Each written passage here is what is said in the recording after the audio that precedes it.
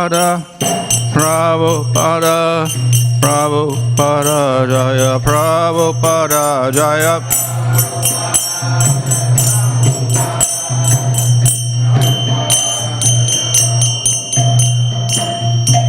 Jaya Vishnu Bhagavatam, Bhaktivedanta, Saraswati Videsi, Bhaktivedanta, Prabhupada ki Jai, Namacharya Hare Thakur ki Jai, Premsakaho Sri Krishna Chaitanya, Prabhu Nityananda, Sri Advaita, Gadadhar Shivasi Gaur Bhaktivedanta ki Jai, Sri Sri Radha Krishna, Kaupakabira Shama Kunda Radha Kunda, Giri Govardhan ki Jai, Shri Vrindavan Dham ki Jai, Navadip Dham ki Jai, Ganga Jamuna Tulsi Bhakti Devi ki Jai, Ananta Koti Vaishnava Vrinda ki Jai, Samaveta Bhaktivedanta ki Jai, Go Premanandi, all glories to some of the bodies, all glories to some of the bodies, all glories to some of the bodies, all glories to Sri Guru and Sri Guru, all glories to Srila Prabhupada.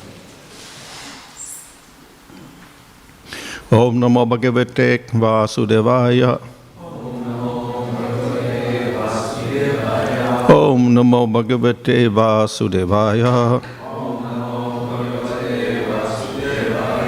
Om Namo Bhagavate Vasudevaya.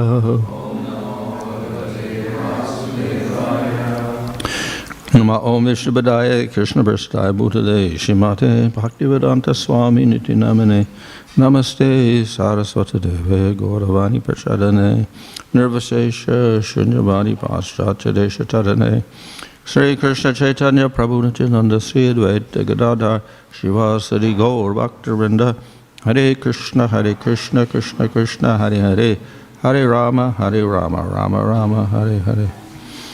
Reading from Śrīmad Bhāgavatam, Canto 7, Chapter 15, Verse 14. Yas tvitjaya krita pumbir abaso kya sramat pratak svabhava vihito dharma kasya neshta prashantaye.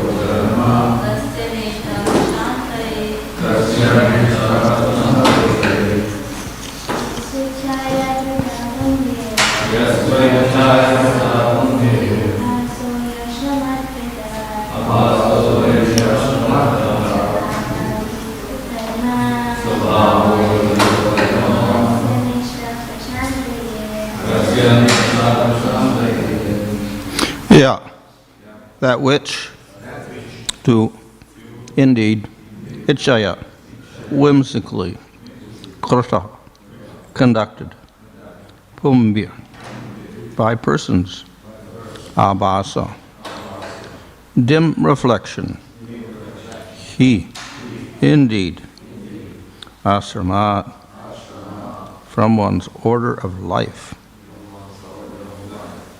pratak different. Swabhava, according to one's own nature.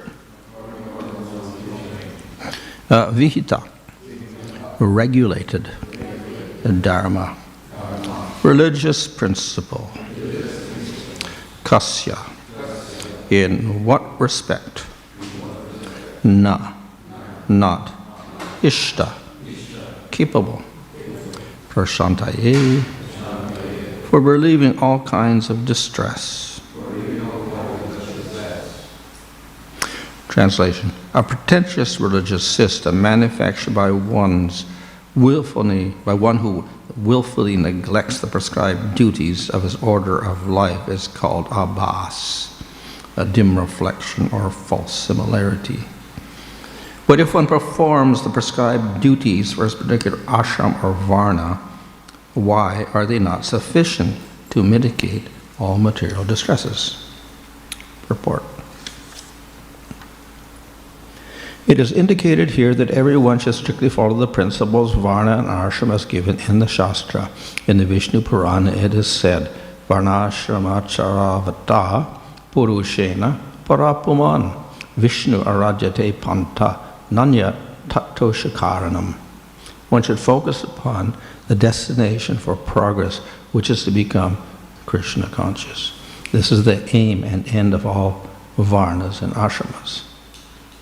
However, if Vishnu is not worshipped, the followers of the Varna Ashram institution manufacture some concocted god. Thus, it has now become fashionable for any rascal or fool to be elected god. And there are many missionaries who have concocted their own gods, giving up the relationship with the real God. In Bhagavad Gita, it is clearly said that one who worships the demigods has lost his intelligence. Nonetheless, we find that even an illiterate person who has lost all intelligence is elected God, and although he has a temple, it has meat-eating sannyasis and many polluted activities go on there. This type of religious system, which misguides its poor followers, is strictly forbidden. Such pretentious religions should be stopped altogether. The original system is that a brahmana should actually become a brahmana. He should not only take birth in a Brahmin family, but must also be qualified. Also, even if one is not born in a Brahmin family, but has Brahminical qualifications, he must be considered a brahmana. By strictly following this system, one can be happy without extra endeavor. Swabhava vihito dharma kasya neshta prashantaye. The real aim of life is to mitigate distress, and we can do this very easily by following the principles of Shastra.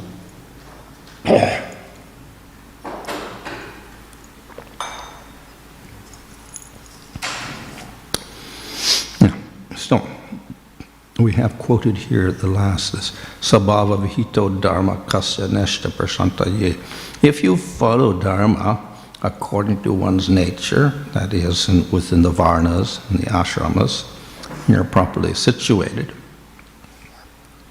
you can get rid of all distress and be peaceful, basically. So, this of course indicates that one of the main purposes of the Varna Ashram is peaceful living. Yeah. And for people in general, that is the desirable goal. Most people are not philosophical. Most people are not constantly asking what is the ultimate goal of life. But most people are asking, at least let me live peacefully and get enough food and shelter to survive and raise a family. Basically, that is the goal of most people. Huh?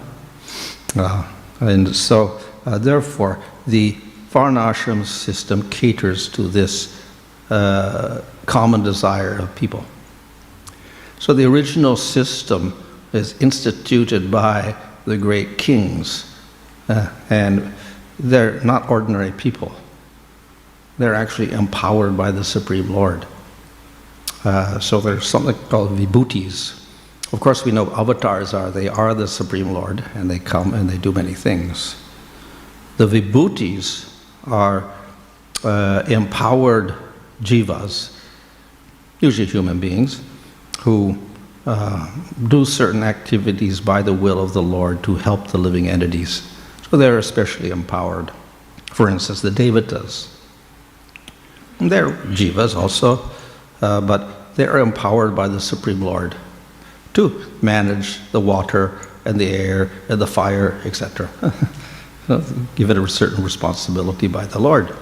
And by that empowerment, they're able to do their jobs. So they're one type of vibhuti. Another type of vibhuti are the great sages. So we often hear about the great sages and the rishis, etc. So they're also empowered by the Supreme Lord to distribute wisdom, knowledge of the Vedas. Another type of vibhuti is the Manus. So these are the great kings who establish dynasties. And their descendants are also considered to be vibhutis. So in one day of Brahma, we have 14 divisions, just like in the daylight we'll have 12 hours of daylight, 12 hours of darkness on the average. So in one day of Brahma, we have 14 divisions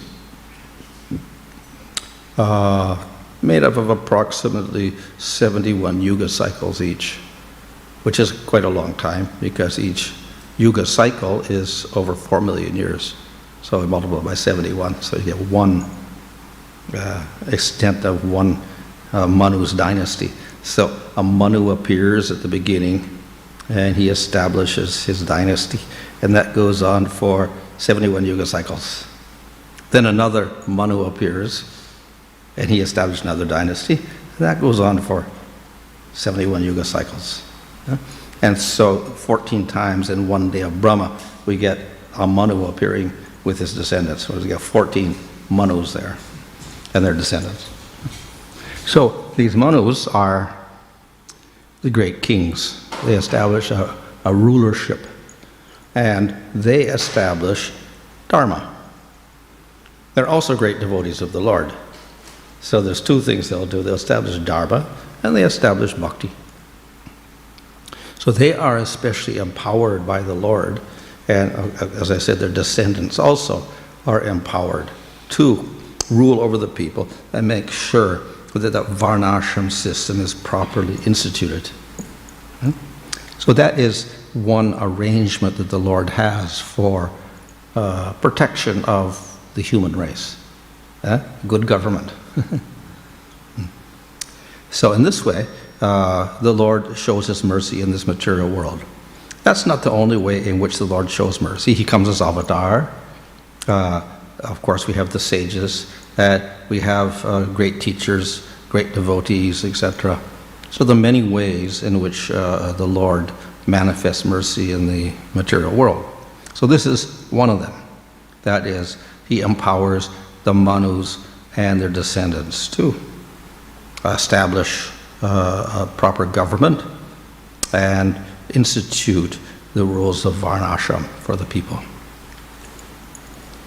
So that is the original system, and of course these chapters are concerned with that. There's another description of this system in the 3rd canto, another description in the 11th canto. So some emphasis is given to this system. In the Bhagavad Gita, this system is also referred to as Karma Yoga. So we find in 3rd chapter of Bhagavad Gita, Krishna talks about to Arjuna and recommends that he do Karma Yoga. And so this actually means that he follow the rules of his particular varna. So Arjuna is a kshatriya. So he should follow the rules of a kshatriya. So that's doing Karma Yoga. So the system is instituted by the Manus and their descendants. They are the kings. So the Vaishyas and the Sudras, the lower Varnas, will follow those rules. And if they don't, they get punished by the king. So the Manus and their descendants, the kings, have to be very knowledgeable of these rules and regulations, so that they rule properly. The Brahmanas actually are not subject to Kshatriyas because they're above. So technically the Kshatriya cannot interfere with the life of the Brahmana. But the Kshatriya is responsible for protecting the Brahmana.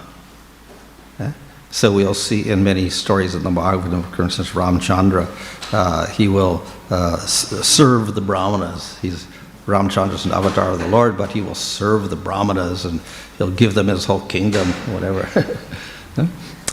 So the Kshatriya supports the Brahmana community. Why? Because the real Kshatriya understands that the Vedas and spiritual knowledge is very necessary for the proper execution of the Varnashram system. So that's why he protects the Brahmanas. So the Brahmanas, the Kshatriya will go to the Brahmana when he is a little confused about what to do, because the Brahmanas will have the best knowledge of Varnashram, etc. So this was the system that is set up. And we find even the last remnants were there.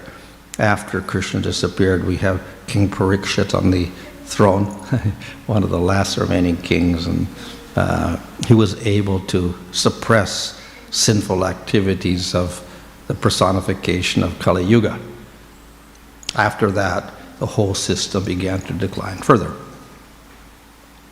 So that is the nature of Kali Yuga. That system begins to decay. Furthermore, there's a problem in our particular Kali Yuga because the descendants from our Vaivasata Manu, he's our present, Manu, and his descendants should rule. But the present descendant has abdicated his responsibility and run off. So we don't have that king to institute Dharma in Kali Yuga. And he won't come back until Kali Yuga is finished and Satya Yuga starts. And then he'll appear and say, okay, I'm ready. And then he begins to rule in Satya Yuga. So we have this whole 400,000 years of Kali Yuga where there is no king, there is no descendant of Manu to rule. So it's a very difficult time because the whole system falls apart. It doesn't say whether this happens every Kali Yuga, but for some reason we have this. There's no person there to attempt to, enforce the rules of Varnashram Dharma on the people of Kali Yuga. Therefore, it is very difficult. And we'll see that we can attempt to do the whole system, but it's very difficult without that proper king who is empowered by the Lord. Because by nature, people are imperfect. Even if they are sincere, they may not know all the rules and regulations and the intricacies and how to apply those rules for the people. This is a difficult task, so we need an empowered king to enforce those rules. So the person is absent, so therefore very difficult to institute that full system in the modern day.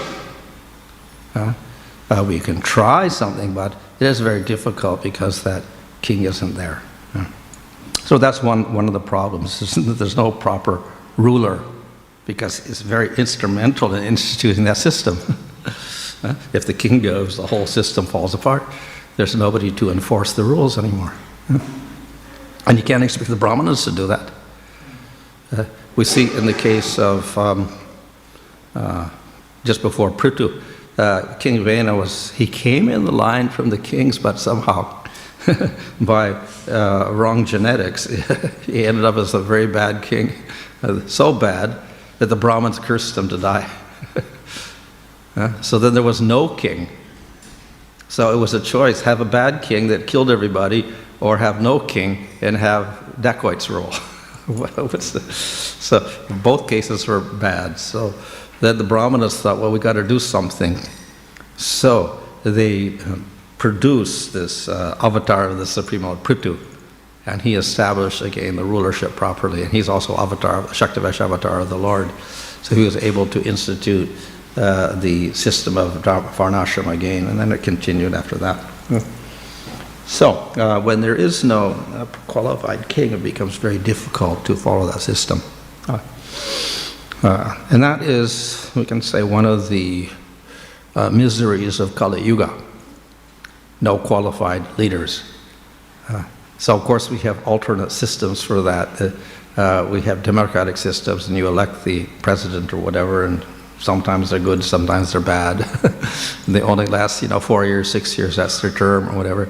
So it's very difficult, to institute anything really powerful because of your term, not very long, etc.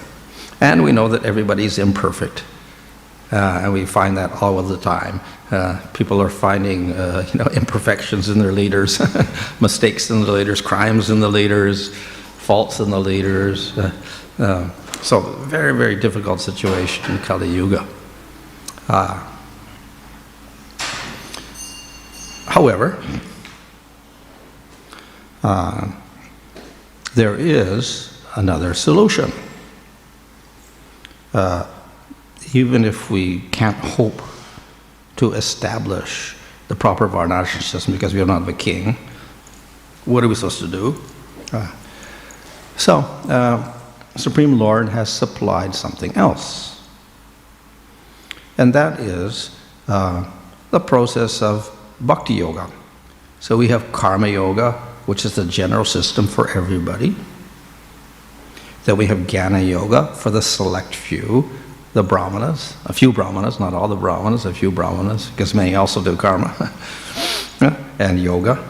And then we have Bhakti Yoga. So Bhakti is unique among these systems because it's the highest, but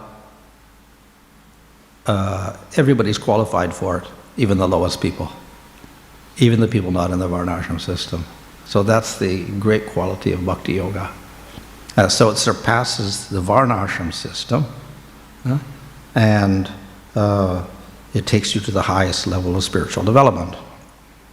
So even if we don't have a proper social system of Varnashram intact, we can still succeed simply by taking shelter of the process of Bhakti Yoga, spiritually at least.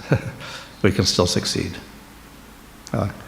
And it's applicable for everybody, regardless of their Varna or Ashram, or no Ashram and no Varna.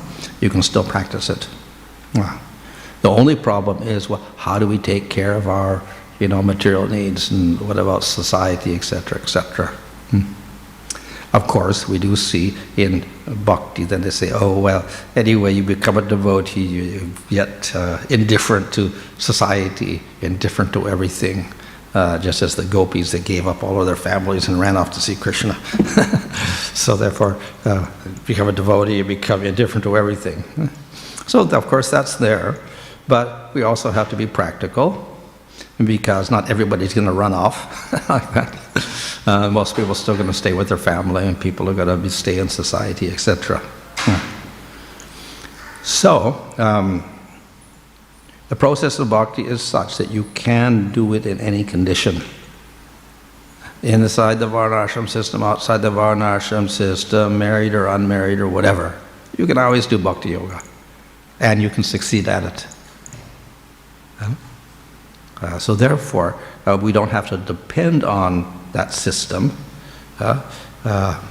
Whatever we can do with it, fine, but we don't depend on that for our success in bhakti yoga. Bhakti yoga is independent of all other processes. That's one point. The other, of course, is that all other processes are dependent upon bhakti yoga. So even we do this Varnashram system or whatever, Prabhupada quotes in the purport from the Vishnu Purana, that a person, the best of persons is one who follows the Varnashram, and in that system he worships Vishnu. And there's no other purpose except to satisfy Vishnu. That's the whole core of the system. What this means is that without the worship of Vishnu in the Varnashram, it's also useless, zero. And Bhaktivedanta says this is Asuric Varnashram. You think you're doing Varnashram, no worship of Vishnu, it's demon, demon Varnashram, Asuric Varnashram. So that means that the system for success depends upon some worship of Supreme Lord, somewhere in that system. So it's dependent on that. And even Jnana, we all think, well, Jnana, you do, study Vedanta, immerse in Brahman, don't recognize Krishna. It looks like it's independent of bhakti also. But Vishnu Chakravarti Thakur says, no. Jnana, if you want liberation through Jnana, you must also worship Vishnu. And if you disrespect him, you can't get liberation. Of course, this is supported by Bhagavatam, where it says, one who neglects or offends the lotus feet of the Lord falls from his position, even if he thinks he's the best jnani. So therefore, jnana also is ultimately dependent upon bhakti. You cannot offend the Lord, you have to give some respect to the Lord. Of course, we don't call this bhakti yoga because the amount of bhakti they do is very little, and they're doing something else, and they have a different goal. But nevertheless, all these other systems, karma, jnana, and yoga, are dependent upon bhakti.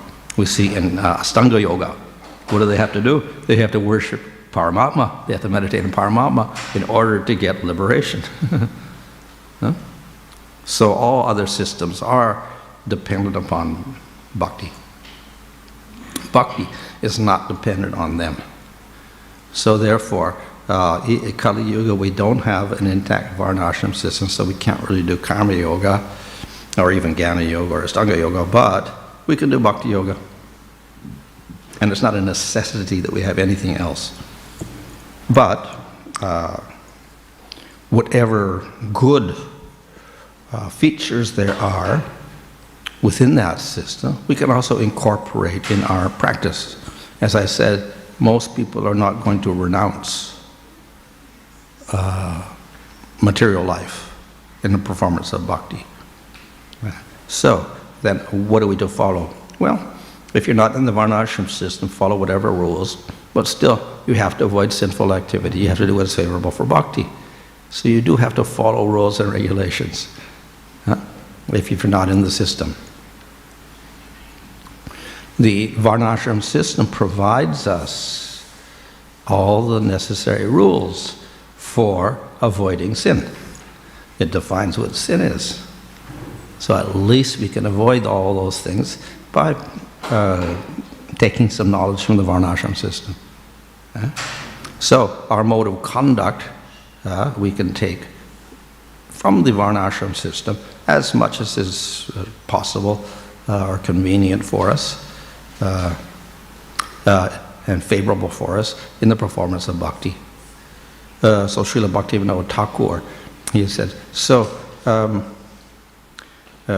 we can use the Varnashram system in a secondary way in bhakti.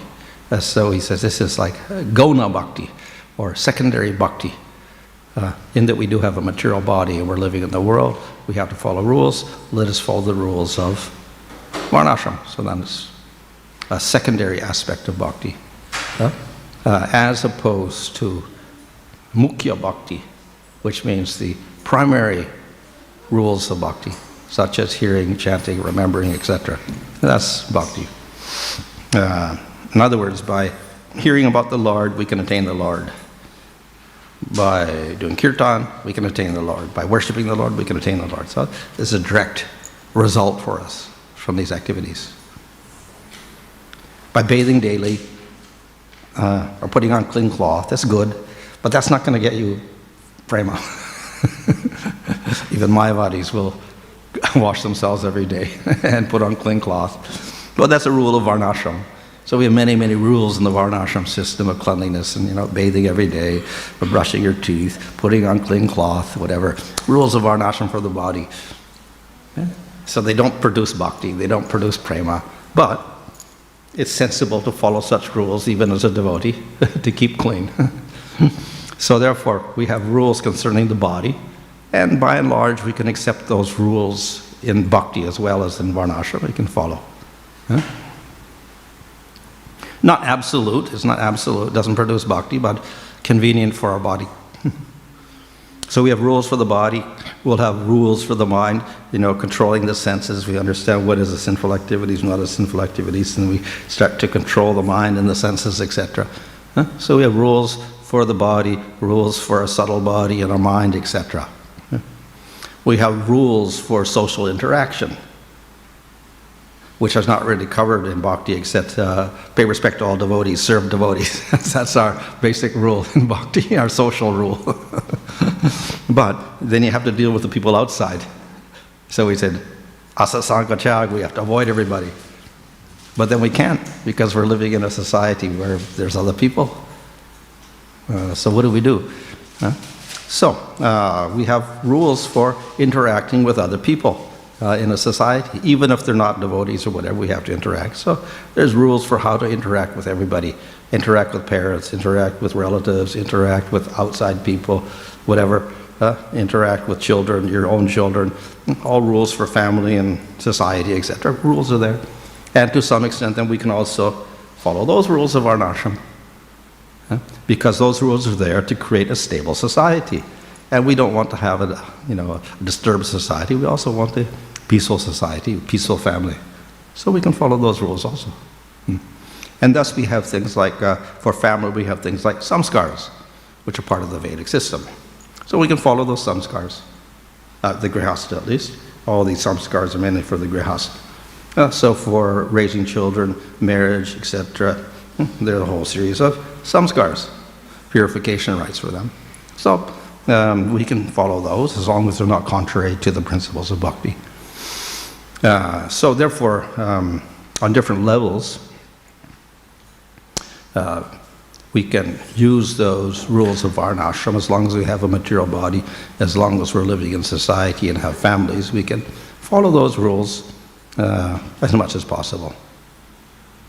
But at the same time, as devotees, our main emphasis is upon the mukhya vidhi, that is the principles of bhakti, main principles of bhakti, hearing, chanting, remembering, etc. That is the main emphasis for the devotee, as opposed to other people who are trying to follow a system. So in this way, we don't depend upon the varnashram system, but we can use elements of it. And these elements that we use don't depend upon having the king there to enforce it or whatever.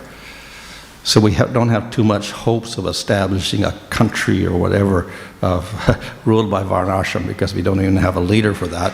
But we can take some of those rules and incorporate those rules into our bhakti yoga, those rules which are favorable. So to that extent we can follow the varnashram system. Okay, any question?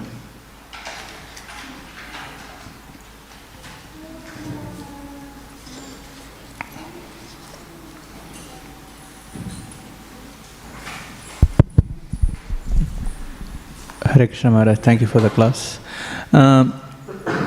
So in previous classes and today mentioned that in the essence of varnashram in terms of avoiding the sinful activities is incorporated by introducing the four regulatory principle to the basic, as a basic thing. Now here, what's Srila Prabhupada's vision about establishing a varnashram? Because Prabhupada established bhakti and also Brahmanical order too, and he said, I want to create the head of the society. So in varnashram, Brahmanical order, Prabhupada, indeed, that was one of his aims to establish. But how about other parts of the varnashram? What was Prabhupada's vision, actually what he wanted, and what can we do currently? There is a little ambiguity. What are we trying to establish? Varnashram for devotees in our society, in ISKCON, or varnashram outside? In other words, are we trying to make a political system? Or are we trying to just make an organization of devotees? What are we trying to do? So, unless that's clarified, we can't do anything, because it's completely different. Yeah. As for the complete social order, it's going to be very difficult to do that, because you have to overcome the government. You have to be a revolutionary then, And Prabhupada never advocated that, You try to overthrow the government, Of course, he encouraged people to run for elections. So I think Balavanta ran for election in America. He didn't get any votes, but anyway, he didn't succeed. But he was enthusiastic. Okay, let's try to become members of the government or whatever.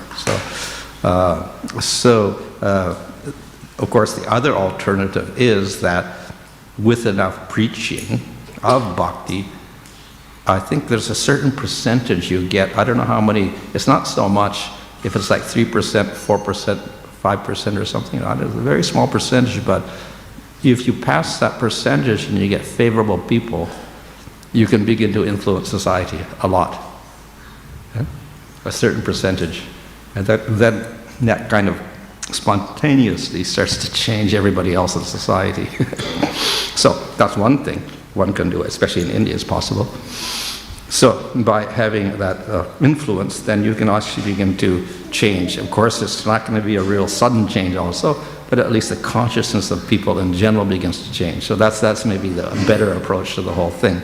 So we don't talk about so much, instituting varnashram, but at least we can get people more devotional, so therefore they can, within the present system, they can take devotional decisions rather than purely political decisions on things, So maybe that's one approach to it.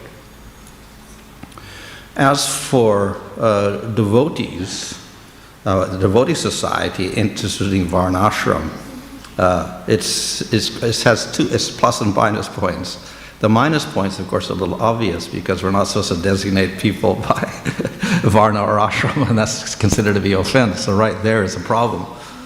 So if he's a Sudra Vaishnava, then automatically you're offending somebody. So how do we make a varna-ashram system with Sudras and Brahmanas and not be offensive to people, So that's one of the problems. Of course, the positive features is that in any organization you do need to have divisions and things like this. And people have to be engaged according to the propensities. And even in a society like ISKCON, we'll have people of different levels of capacity and qualities, etc. So how to engage them properly. So that's a problem. Therefore, many devotees are attracted to varna-ashram system for that, because it does give opportunity for people with different qualities to engage differently. So that's the plus point of having such a system. Then another negative system is that, or not negative, but maybe it's in between, is that the system, as pertained in scripture, like Bhanu, is quite strict. And once you get stuck in one varna, you can't jump around into other varnas. But with bhakti, as Prabhupada says in the verse, well, we should look at the qualities of the person, and then accordingly you stick him in the proper occupation. But then that may also not be permanent, and then he may shift around according as his qualities change. He's going to shift his varna. So this becomes a little, makes the whole system a little bit unstable in one sense, as far as varnashram is concerned, because that goes on for your whole life, People fix in varnas for a whole life.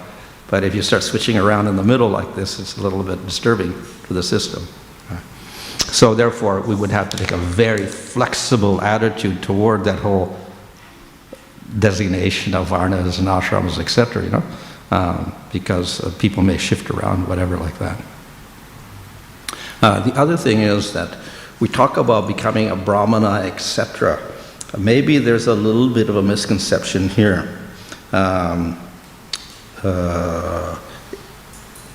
When Bhaktisiddhanta, before that, they weren't speaking so much about this idea of varnas and whatever. It was this bhakti, harinam. That's the whole essence of Lord Chaitanya's movement. So they didn't talk about varnas and ashramas or anything really. It wasn't much of a concern. Doesn't mean they rejected it, because everybody was doing activities according to their birth varna. So the brahmanas are doing brahmanical activities, and kshatriyas are doing kshatriya activities, etc. And they were doing their activities anyway, but it wasn't a topic among the Gaudiya Vaishnavas about which varna we have to establish in the varna-ashram system. Whatever was there, they just followed, as, like, you're born in Australia, so you just follow the rules of the government, kind of speak. We don't talk about how we got to fix the rules of the government, etc. So, in that sense, it wasn't much of a discussion. But when Bhaktisiddhanta Saraswati was there was a challenge to the Gaudiyas because we have such a free attitude, just do bhakti, doesn't matter, varna, ashrama, etc. And as long as you're a devotee, then you can worship the deities and all this, you know. So we're a little bit liberal.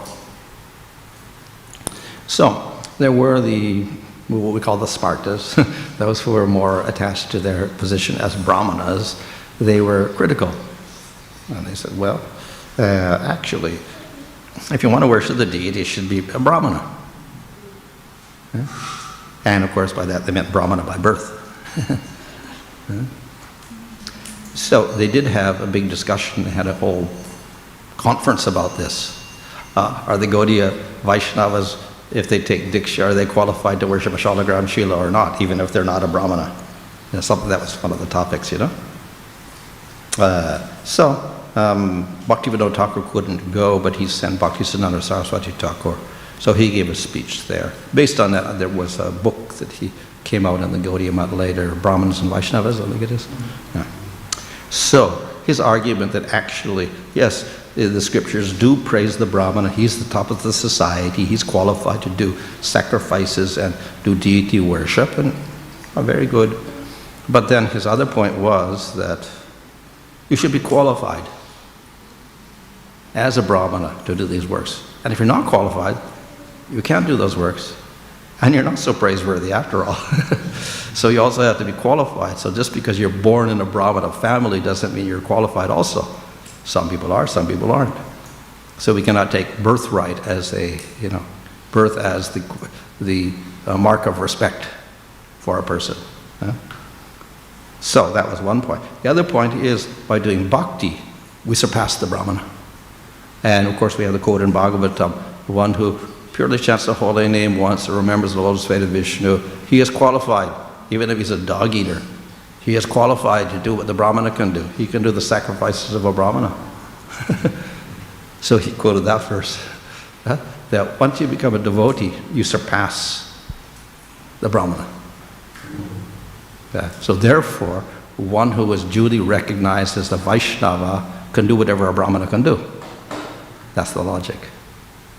So therefore, when he gave Diksha and gave the deity mantra for worshipping the deity, then he said, well, you are qualified now to do whatever a Brahmana can do. So he did the Upanayanam Samskar and gave the Brahma Gayatri and the thread to those devotees. So in that way they were so-called Brahmanas.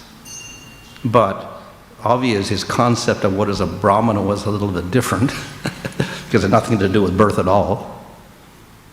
And the whole goal of Diksha and Bhakti is not to become a Brahmana, it's actually surpassing the Brahmana. So the word that Bhaktisiddhanta Saraswati often uses is the word Brahmanata. That by being a Vaishnava, one has attained Brahmanata.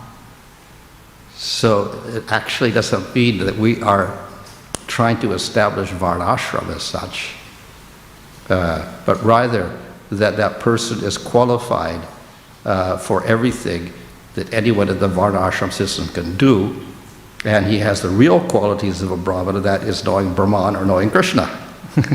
So therefore, ultimately it means he is a real Vaishnava, that Brahmanata position of being a Brahmana, rather than being part of that Varnashram system. That's my take on it anyway. Thank you, Maharaj.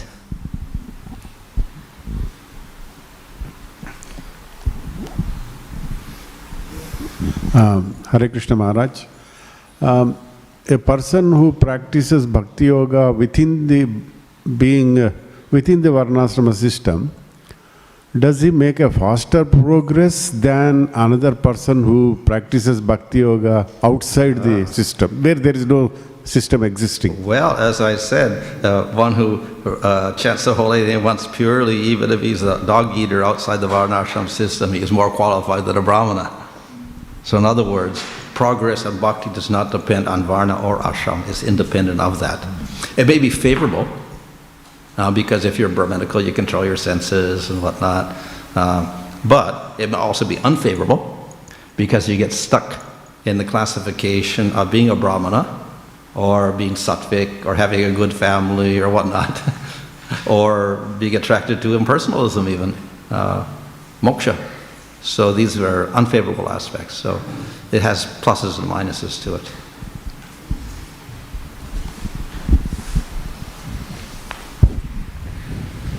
Hare Krishna Maharaj, thank you for the nice class. Maharaj, we always hear that bhakti starts with chanting and hearing and like reading about the Supreme Personality of Godhead.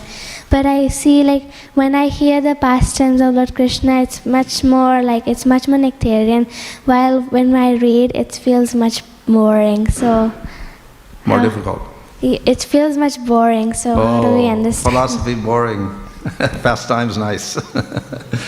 Well, that's actually true. Krishna is considered to be most attractive, yeah? He's Krishna, all attractive. So he's attractive by his form, qualities, and his pastimes, and his name. So these are the things which will immediately attract us. But why we have philosophy then? Because most people don't like philosophy. Too boring or whatever, too much intellectual. So, fortunately, our philosophy is not so complicated like Mayavad philosophy or logic or karma mimamsa or whatever. That's quite complicated as far as this philosophy is concerned. What we call philosophy, of course, is just our theology. Krishna is God, I'm the servant of God, beware of Maya.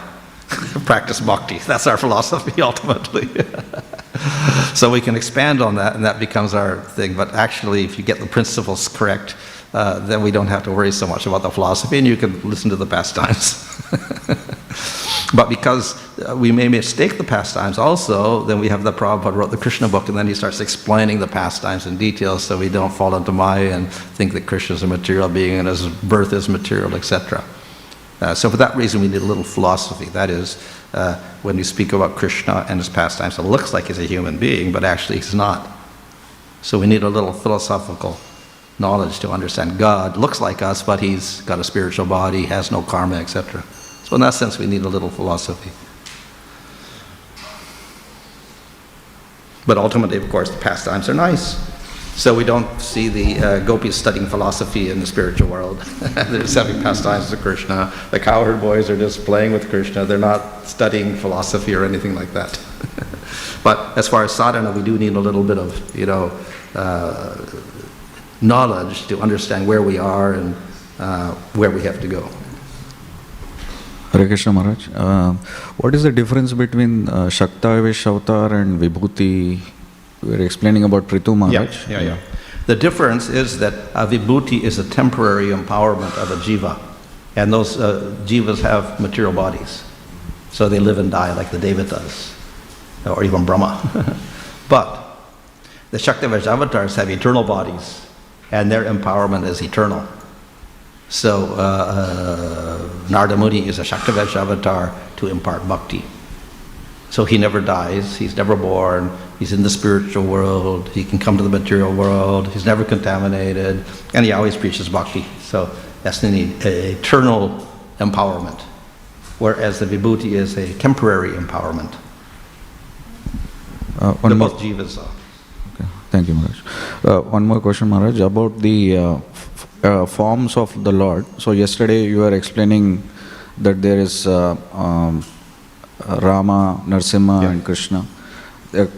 So all these eternal forms of the Lord are basically manifestations of Vishnu Tattva. So my question was, how is it that these forms don't have, they seem to have separate personalities, but they have the same Swarupa, or they are essentially one person but having different personality? Is it like some split personality or what? Yeah, so yes, they're all Bhagavan and they're one person. There's not many gods, so to speak, not many Bhagavans. It's one Bhagavan who has many forms. And when he takes those forms, it may appear he's a different person because he's acting kind of independently. So Nrsimha is there, he's doing his activities, tearing apart Hiranyakasipu. Krishna's playing his flute, whatever like that. Very different. Yeah. And they may be there simultaneously, and they're likely different persons. But actually they're one person. So that's difficult for us to comprehend. We don't understand the complete nature of Supreme Lord or His powers. So, and we don't have that experience in the material world. We do have an abbas of that, like a dim reflection of that. Yeah. So we have people with multiple personalities. Of course, this is a bad example, maybe. Split personalities. People, they're acting very nicely one time, and then they're a big demon the next moment with somebody else. And they don't remember. One doesn't, that personality doesn't remember that they're so nice, and the nice person doesn't remember they're a demon in another when they're acting with another person. So they got like split personalities, in one person. That's, of course, we can say a distorted version of what is happening at Krishna. So he can expand himself, and apparently he's not aware of the other form. In other words, Nrsimhadev is not meditating on pastimes with the gopis when he's tearing apart Hiranyakasipu. He seems quite, absorbed in his own activity. So that's the nature of the Supreme Lord.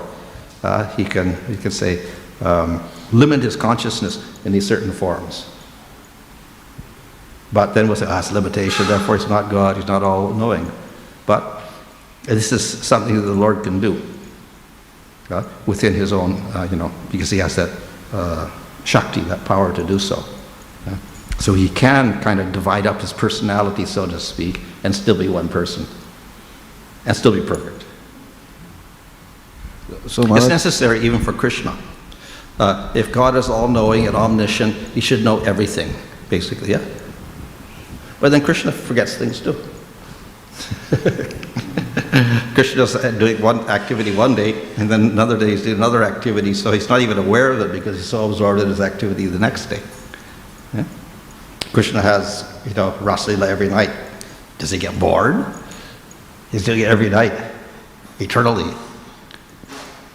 But he doesn't. It's fresh, it's new every time. It's a new event every time. And the old event is not there. Yeah? So everything is in the present, so to speak. So the present can be divided up also into Nrsimhadev and Krishna and whatever like that. No? But this is one Supreme Lord simultaneously. So Maharaj, if I just contrast that with Jiva Tattva, so in Jiva Tattva also there are different manifestations, but each personality is different. Yeah, that's different.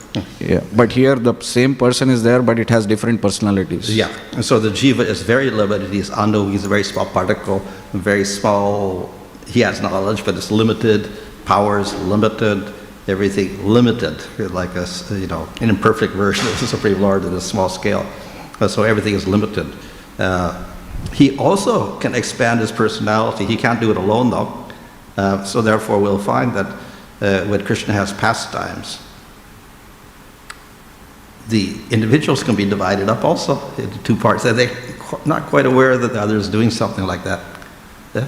So simultaneously, the gopis are with Krishna in one pastime. Simultaneously, they're separated from Krishna in another universe. So simultaneously, the same gopi is separated from Krishna and with Krishna in a different universe, let's say, or in the spiritual world. So simultaneously, the jiva also can have different experiences. But that's under Krishna, of course. It's not that jiva can do that independently. But Krishna can do that independently.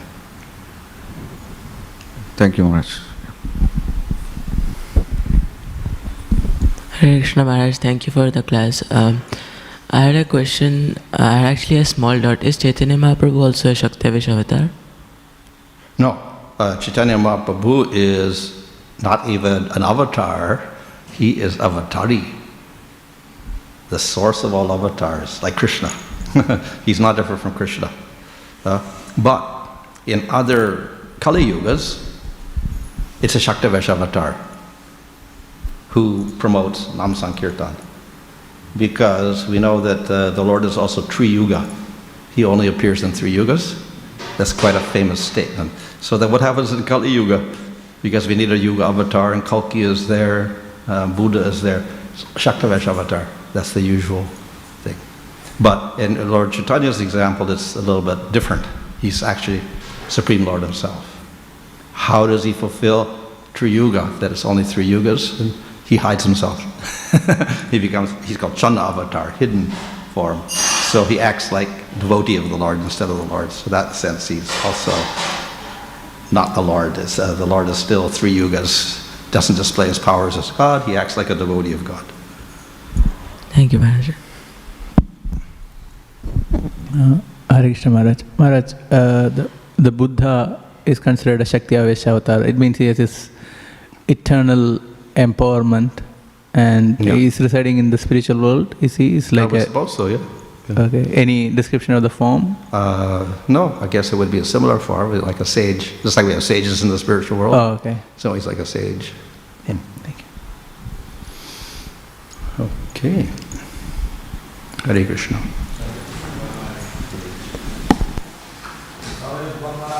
Yeah.